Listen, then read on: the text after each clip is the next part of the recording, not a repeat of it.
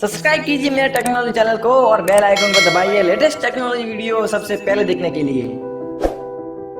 Hello guys, मेरा टेक्नोलॉजी में आप सभी लोगों का स्वागत है। जी हाँ गाइज, आप सभी कैसे हो? आशा करता हूँ कि आप सभी ठीक होंगे। जी हाँ गाइज, आज मैं स्टार ट्रेडिंग एडिटिंग लेके आया हूँ, जिसके जरिए आप अपनी फ़ोटो आप एडिटिंग कर सकते हो और उसका बैकग्राउंड भी आप चेंज कर सकते हो कुछ इस तरह से। अगर आप हमारे चैनल पर नए हो तो आज ही चैनल को सब्सक्राइब कर ले, ताकि सबसे पहले आपको नोटिफिकेशन मिले और सबसे पहले वीडियो आप देखें। तो चलिए चलते हैं इस वीडियो की ओर।